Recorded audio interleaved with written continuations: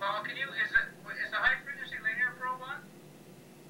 The high frequency linear probe is on, correct. Okay. Can you see the probe?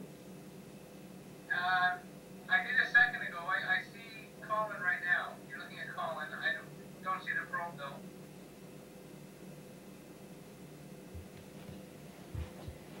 My name is Paul Macbeth.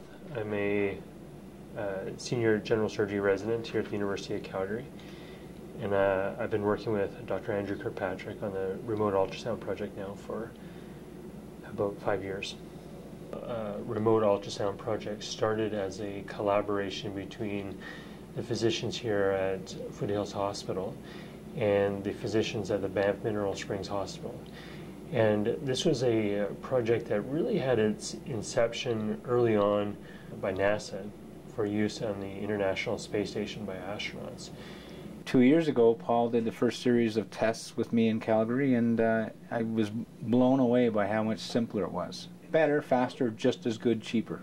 You need a laptop, a digitizer for the ultrasound, an internet connection, and we can build it on the Skype. We could guide physicians, students, even nurses to do mentored ultrasound with us watching the ultrasound machine in our trauma room at Foothills, and it worked very well. Sitting upright, the CDP should be about 0, right?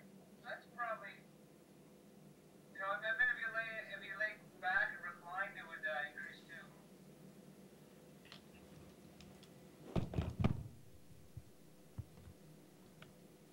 too. We had tests from Banff in the mountains, like not in Banff itself, from in the mountains in Banff, at Sunshine, at Lake Louise, back to my basement in Calgary. We did tests from Calgary to Rome. We had, my daughter was 7 at the time. We got the equipment set up in my basement. I was at an ultrasound conference, ironically, in Rome at the time, and we had one of our participants, who's a world ultrasound expert, say, hey, by the way, do you think you can talk to a 6-year-old girl in Canada and get her to do resuscitative lung ultrasound enough to tell whether somebody is breathing or not, which again would be incredibly valuable in certain situations. And yeah, over the internet, he could guide my daughter to generate a meaningful image that we could see in the room in Rome. So you probably haven't had a lot to drink this afternoon. You might be a little bit dehydrated. Usually, yeah. So that's why it's kind of collapsed down. If you bear down, you increase your... We wanted to look at how you could deliver these healthcare resources in communities that are more remote. For example, Canada is a great place to demonstrate the application of this technology because of our vast physical landmass that we have here. You know, at the end of the day, we could just pick every geographic location that has internet in the world, and you can connect anywhere with internet to anywhere with internet. I think he's answering. It's Paul. Hey, Paul, how are you doing? Good. Look down a little. Look down to the right. Look down some more. And again, this is just over. This is over Skype, and you know we're next door, but with the internet, we can be across the continent. We can be up in a plane. We can be almost anywhere you can get the internet. Just stand by there for a second. I'm going to transmit some video images here. Yeah, like it's kind of funny. I've got. Okay, good. Yeah, do you? I'm not sure what that was. One of our thought processes has been, can you deploy this system to paramedics that are either on the ground or flight paramedics who are transporting critically ill patients by air?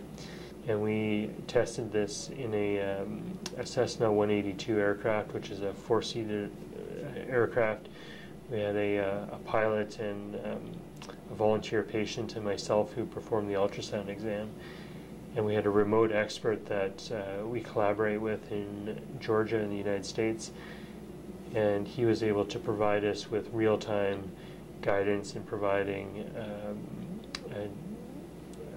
a full ultrasound exam that we would normally complete in the setting of trauma. Are you wireless right now or your landline? I'm wireless right now. Okay, that's, you know, this is better.